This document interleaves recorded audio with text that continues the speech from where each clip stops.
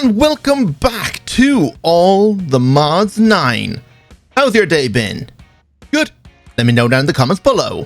So last episode we finally started Gregtech, and my god, these machines are so loud, but we're able to turn them down using the muffling thing in here. I've tried doing this before, but I didn't know they were called GTCEU, so if you're trying to turn down your own machines, you can do that. Alternatively, you could just slap them with a hammer. I was told about this in the Discord. So that will make them silent. So, like, now they're not making any noise. Amazing. But I do like to have a bit of ambience going on, so I'm just going to stay muting them from the menu in here. And if you're wondering where I just got my hammer from, I actually made myself this thing here called a tool belt. It's actually really handy. And you can actually find it inside the tips menu in here. So I've rebounded to my R key, so when I hold R, it'll bring up this wheel of all of my tools. So I've got like my create wrench, applied logistic wrench, all my Gregtech tools, and even my pipe wrench for when I need to like hook up some pipes, which is really, really handy. And now this is the maximum slots you can use, which is actually pretty good. And if I wanted to, I could even swap out my actual like pickaxe for the thing as well, but I'd rather just take it out by hand in here. So yeah, so since last episode, I've done actually a bit more work, and we've actually pretty much removed all of the chests in here. Now, where are they? Well, they're no longer around. Instead, they're in the space station. In cells. So I actually managed to get myself all of our items stored in cells at last. And this bay room is not even, it's a little bit half full, but it's close to not even being half full if you take into the amount of space that's left inside these drives. I've partitioned every single drive to hold one particular item, and whatever is just bulk, I just run inside one of these deep storages. So there's a few things that go in here, and I've got 4 of them, so that should keep me going for a while. And even over on the other side then, we have some fluid drives that we'll get into now today. So yeah, I just basically partitioned everything, and instead of basically having everything stored in a drawer, each one of those drives acts like a drawer, and they can hold probably nearly as much as a drawer. If you max out the upgrades, if you get the maximum tier cell, but we don't need that. So like all the copper and every single resource that we got from the mining dimension is inside these drives. So we got like 29 million copper, 9.7 million iron, everything has been stored and partitioned. And to partition a drive, I mean, you'll be seeing a lot of that now, but essentially like if I want to see what's not inside these drives, I just break these cables here and we have a look, and that will just show that one there. So we can see, oh, we have 43,000 or 4,000 printed circuits. Okay, I want to store those in a 64K drive because I've been storing other ones in 64K drives, I believe. Sometimes also kind of hard then to find where you're storing everything, but I think it's a 64K drive I used. So we can re-hook up everything here and put back down the slopes, and we grab out ourselves a 64K drive. And because of how fast our crafting thing is, it's amazing. So using a cell workbench, you put your drive in there. There's a few upgrades you could add, like an overflow destruction card. So if the drive ever gets full and there's more items being produced, it'll just void those excess items, which is kind of handy in some cases, but you also don't want to be voiding too much stuff. Just upgrade the drive. So you can see now this guy has been partitioned to only hold these calculation printed circuits. Now, how do we actually move everything from that deep storage into this drive? Because if you just put it in here right now, nothing's going to happen. Well, any new ones that are being crafted will go in here, but all the other 4,000 are still inside those drives. Well, you could use this thing here called an MEIO port. And if I just remove this wall here, just to get access to our cable, put this guy down right here, and this connects to the network. So you can see it's sending whatever's in these cells, for instance, there, all 8 just went into the system. But if I turn this arrow the other way, it's going to take from the system and store in the drive. And it's very, very fast. As you can see now, it's done. Incredible. Now I can take that back out and stick it in here. And now we have all 4,000 of them partitioned in our own cell. And it's great. So now we don't have to worry about anything. And as you can see, out of 65,536 bytes, we've only used 1,080. For every 8 new items go in, that number will go up by 1. As you can see, like it's now 82. When another 8 items go in, it goes up to 83. So we've got plenty of storage, and I'm not too worried about it, which is amazing. So now all of our items are here, and now we can finally start moving pretty much our EE system around and have autocrafting anywhere we want, which is the main reason I wanted this. So actually, before we do anything, let's grab ourselves out a molecular collector. It's not molecular collector, it's a matter condenser. Where is that now? this guy right here. What we want to do is actually pump items into this guy. So we'll just go over here, and we want to make ourselves some matter balls and some singularities.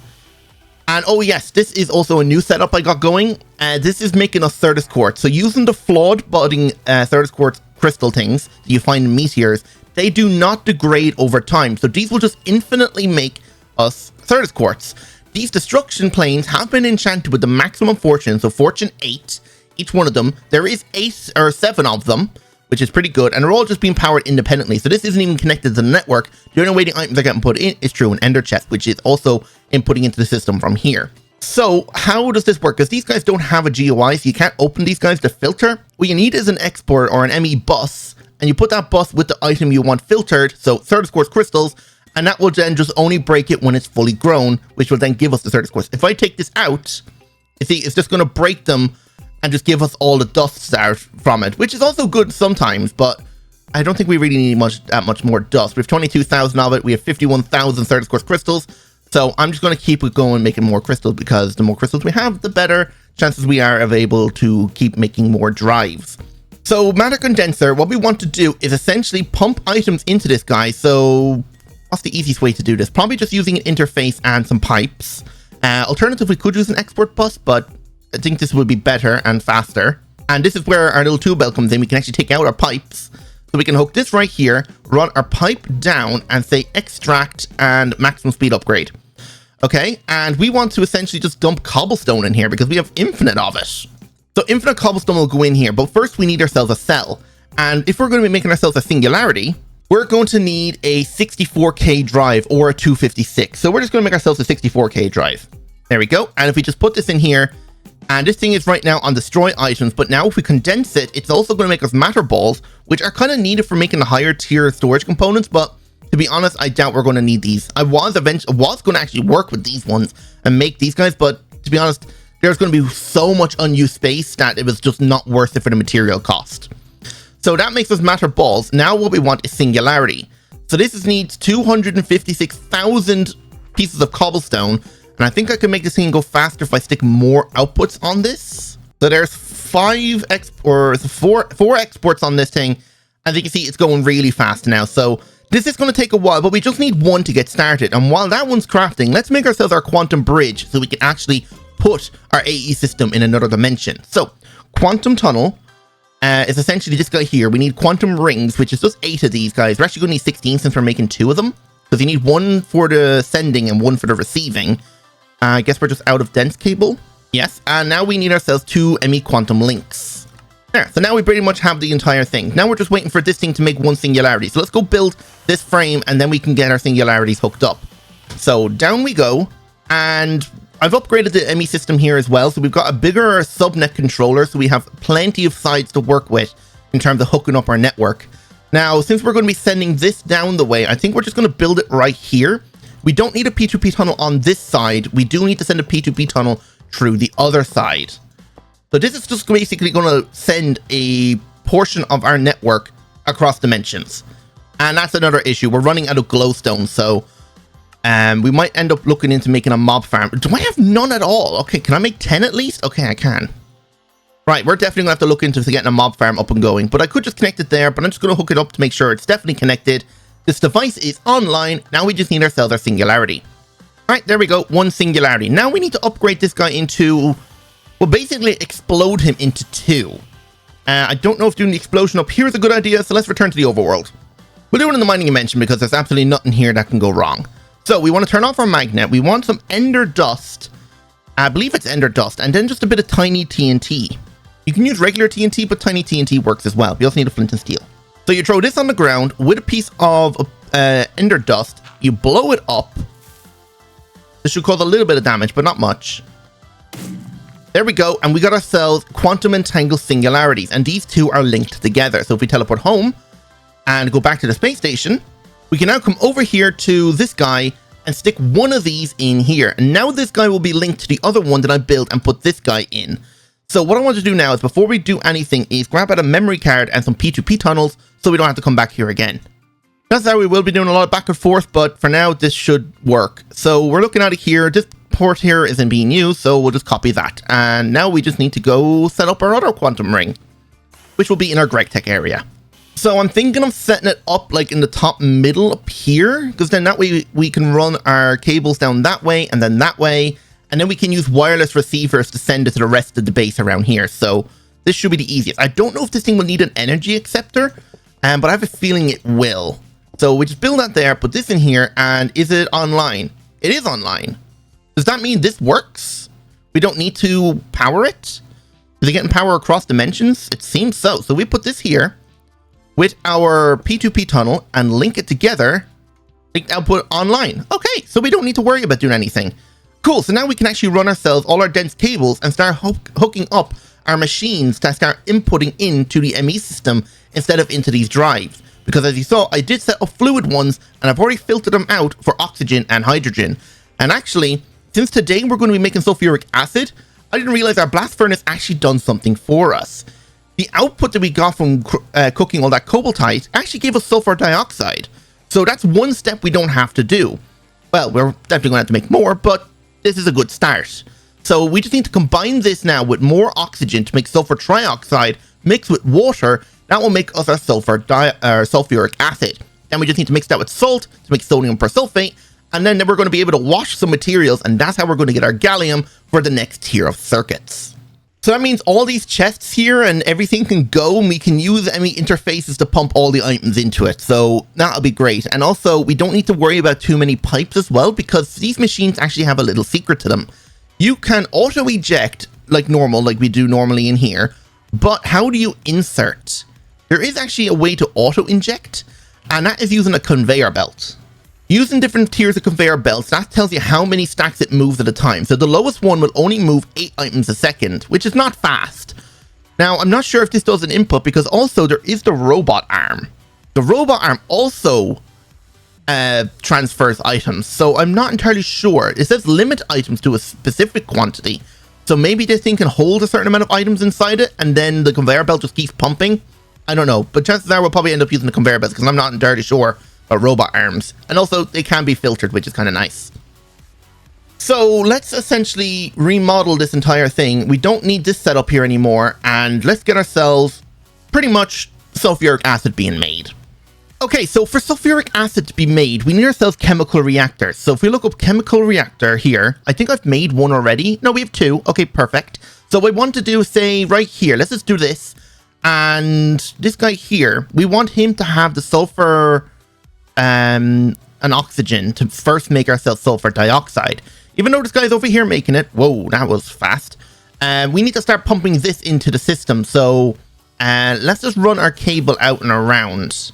As you can see, I've already hooked up most of the ME cable here just to run to the first few machines, which is basically just pumping all the glue that this thing's making into the system.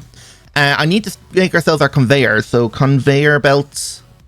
We only have access to the LV version for now, but that should be enough just for this guy. So we want to put this on top. And I think in here, where is it? Where's the conveyor belt gone?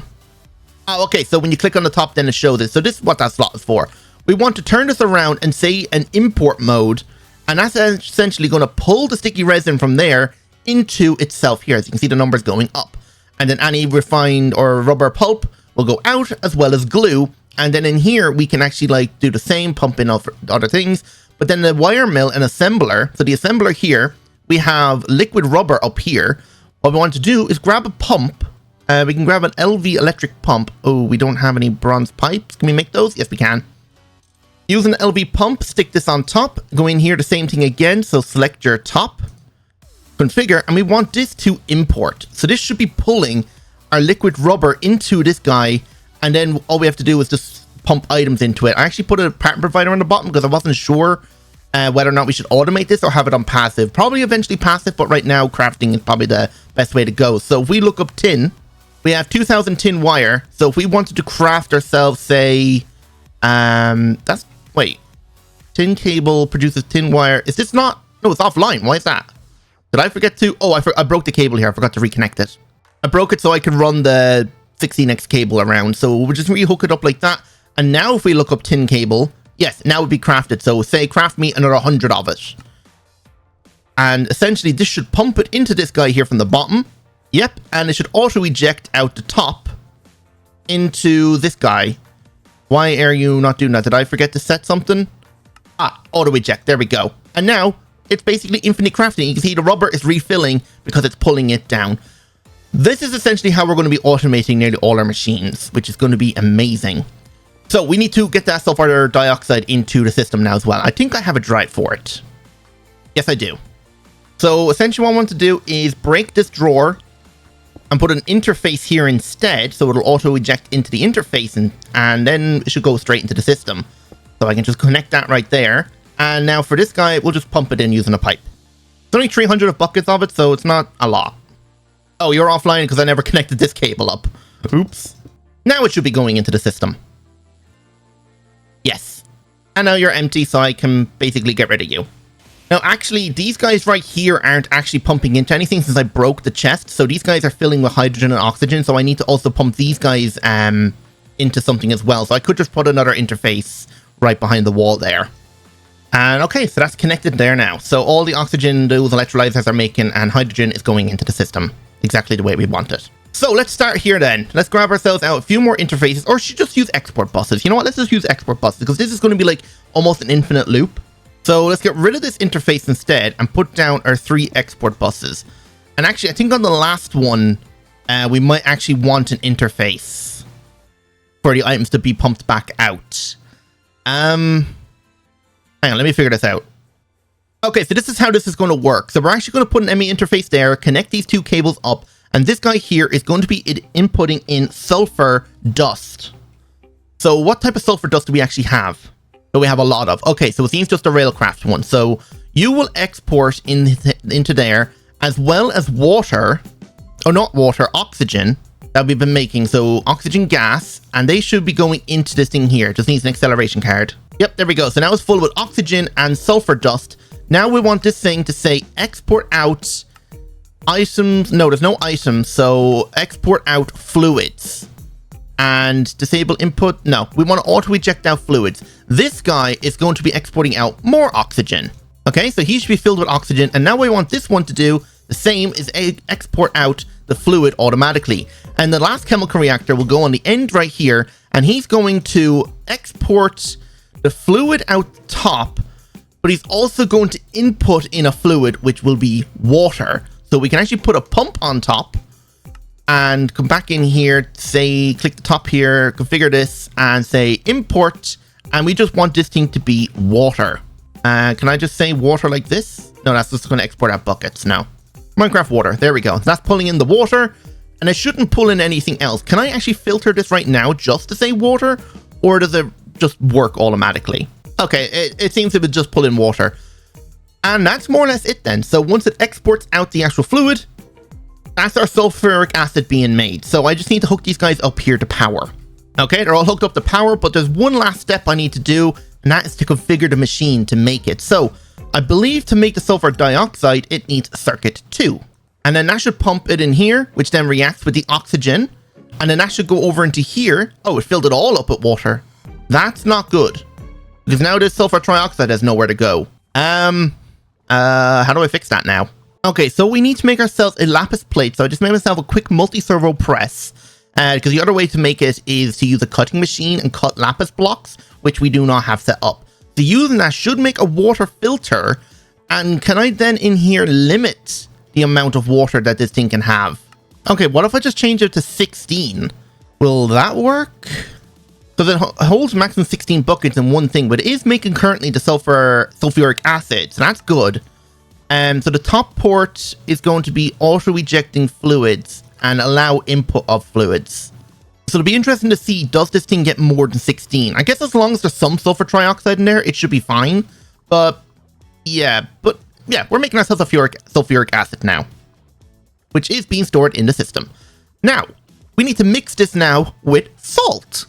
Oh, it seems it wants us to hold a bucket of each one of those before the quest book. But yeah, so the sodium bisulfate is another chemical reactor with this. So we're going to need to make another one and pump this stuff into it. And we're also going to get hydrochloric acid, which is another cell we're going to have to store stuff into. So let's get that set up right here.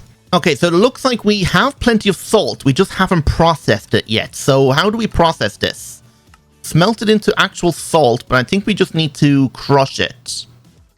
Is it the whole macerating chain? Yes, we want this salt right here. So what we want to do is crush it, wash it, and then basically crush it again, and then thermal centrifuge just to get salt. Or I think we can just crush, and wash. Okay, so this is our salt process. So rock salt gets pumped into here, or raw salt, crushes it up, and goes in here as impurified salt. Then that goes across into here then, which then centrifuges the impure salt and then exported back out into the system. So that's essentially how we're making our salt now. So that means we can put the salt that we're making in from that setup into here. It's very slow, but it'll do for now. So salt in there, and we're also going to need our sulfuric acid. So the two of those go in there, and then we also need to connect this up to a system. But before we do anything like that, let's actually just grab out the other fluids we're going to need for the quest. All right, there we go. So now we completed our quest for that. So we don't actually have a place to store this, do we? No, we don't. Let's go set up a partition for that. And we don't have glowstone, of course. So the sulfur trioxide drive is also set up. So I actually went ahead and made a sulfur persulfate one as well, because this is going to be exporting now out into the system.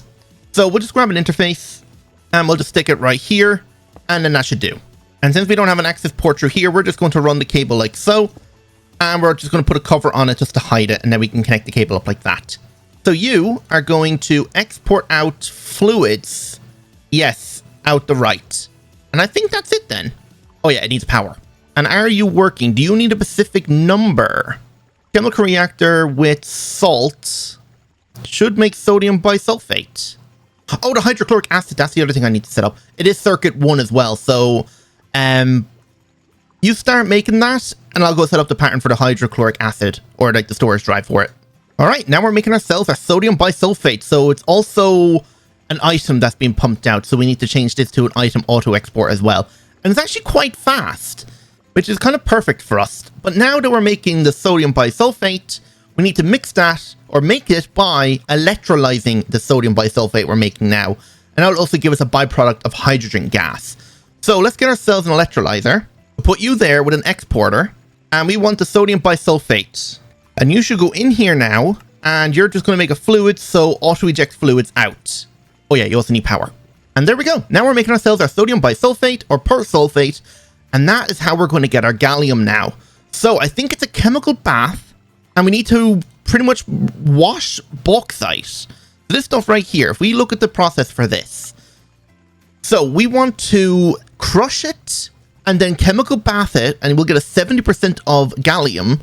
And then that could either be thermal centrifuged to get ourselves refined bauxite and rutile dust, and then crushed again to get more gallium, but this only works at high voltage. So I guess for now, then we'll just crush and thermal centrifuge it. Why not? Let's set that up over here. Do we have actually enough space? I might need to make a new converter. 1, 2, 3, 4, 5, 6, 7, 8, 9, 10, 11, 12, 13. Okay, we might look into getting a new energy converter for here. So we can use a wrench by shift right clicking to change the direction, and then you just right click with a soft mallet to change it to mode, and then you just need to connect it with a point. There, now the whole line here has power. So a chemical bath, and that should get power automatically. Why am I? Oh, it's here. So that has power now? No, hang on. I think I forgot to connect it to the actual converter. Yep. Still no power. What's going on? Ah, these cables here weren't connected. So that makes sense. Now it should have power. Yes. So the chemical bath, we want to export out 2 different things. So in this guy, we want to export out what version of the bauxite? I think it's just the first crush version. So we want to crush it, and that'll give us a chance of that. And then we want to basic chemical bath it. Okay. That's pretty straightforward. So we'll just put another macerator here and then pump it all into the center then as well. Okay, so the macerator here, we want to auto eject out the way, insert the top here raw bauxite, give us some acceleration cards. This guy is going to insert from the top and export out the right. So you are just going to export out only items, I think. So you shouldn't need anything else. So we want ourselves our sodium persulfate in here, as well as whatever byproduct this guy here makes. Let's actually disconnect this so I can grab it. Yes, so we want the crushed bauxite in there as well as speed upgrades. So now that should go in here, and it'll slowly wash it, and we should get ourselves our first piece of gallium. If everything works. Yes! Right, now we're on track to make ourselves the MV circuits and get out of the LV age into the MV age. Yay. This is our last 16x cable, so we're just going to hook up the basic mixer. Make sure it's connected to the power. Yes, and in here then we're just going to mix the gallium and arsenide together, or the arsenic. Does this require a circuit? Circuit 1. Oh, that's a horrible noise. Ugh, I don't know what kind of noise that is. But we can go in here and it says mixer mute. I'm going to open tiny bit just so we can hear it. But there we go, our first gallium arsenide. And now this needs to be cooked in the blast furnace. And that will give us, which one? Yeah, there's something this is supposed to give us. Let's double check the quest book here. Wait, why haven't I unlocked that? Oh, I didn't hold, okay. That's to stop this guy from working. So when this makes another salt, I'll be able to grab it out of there. But we should be able to grab a bucket of the persulfate. And there's our quest. So you can turn back on. So now that we have that, what does it say we need to do with it? To make ourselves the diode, let's have a look. This is what we need now. We need a small pile of gallium arsenide, which is... Oh, we don't need to do anything with it. We just need to turn it into a small pile. How do we do that? Oh, there we go. So now using that, we should be able to make ourselves our diodes. And that's done with an assembler using liquid polyethylene or liquid glass. We're going to use liquid glass. And that requires an extractor at LV. Okay, so we don't need an MV extractor. And just works with plain old glass. Okay.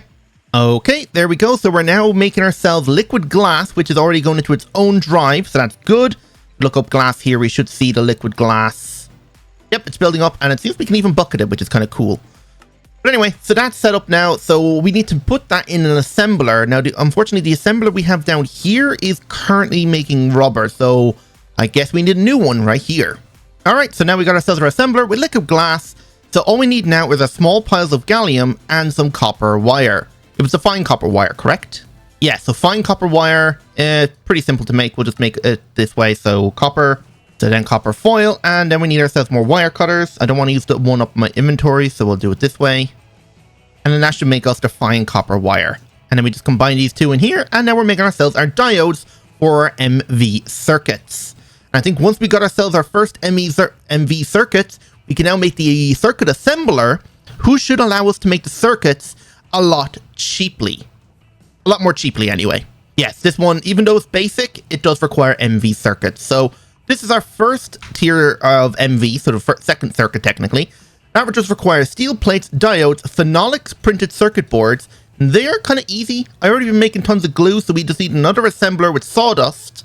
All right, so another basic assembler. We need to attach this on the end down here. I did make myself a fluid solidifier, so I can start making rubber sheets out of the liquid rubber we're making because we didn't have any and we need that for conveyor belts. And this thing's loud. What's the rope slide supplementary sound effect? I have no clue. Anyway, so assembler here. We just need ourselves an input interface. So we want this thing to auto eject out to the right into this interface. And since there's going to be two items going into it, we also need an exporter. And this is going to be for glue. So Gregtech glue and sawdust. Which type of sawdust is it? Wood pulp. Okay, so it's not sawdust. So that go in there, and then that will all export into here. Just need to grab out some cables to connect up the network. Okay, and then this should make us our phenolic boards.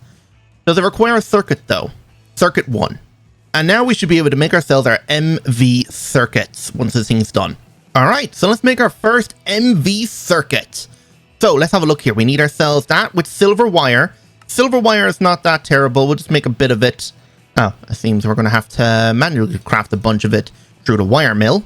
I thought I already did, but apparently not. And that should just auto eject out the top. Yes.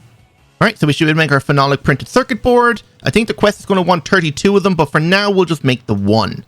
Oh, we're out of basic circuits. I can craft a few of them.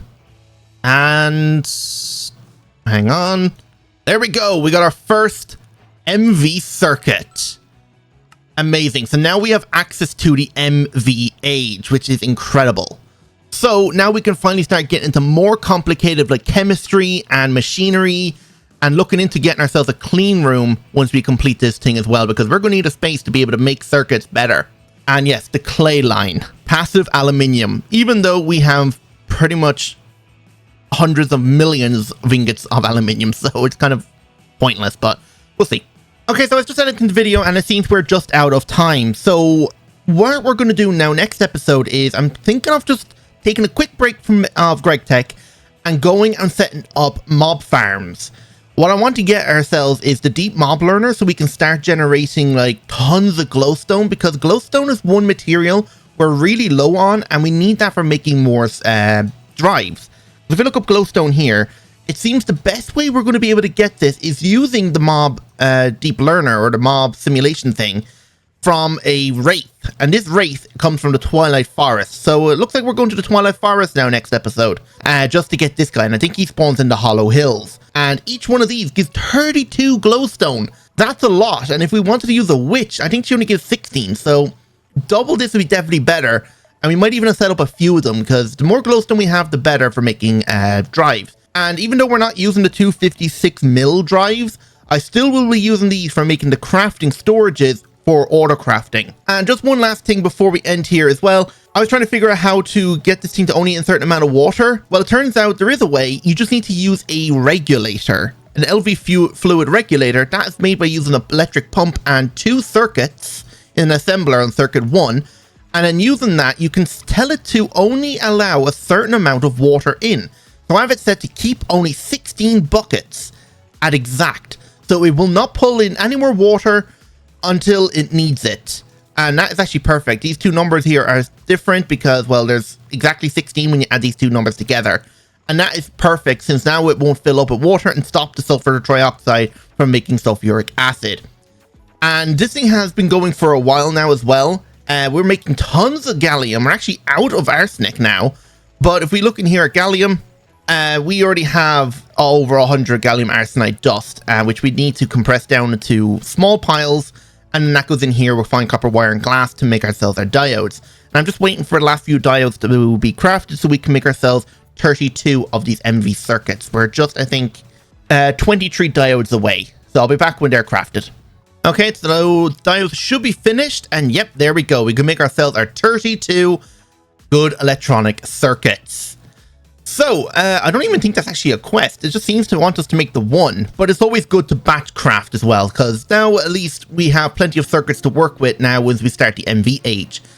So that's pretty much it for today. What I'm going to do between episodes is I'm actually going to clean up this area and actually set these guys up properly, and then I'll explain everything I've done in the next episode, because this is kind of a bit of a mess, and I want everything to be kind of organized and auto-crafting properly.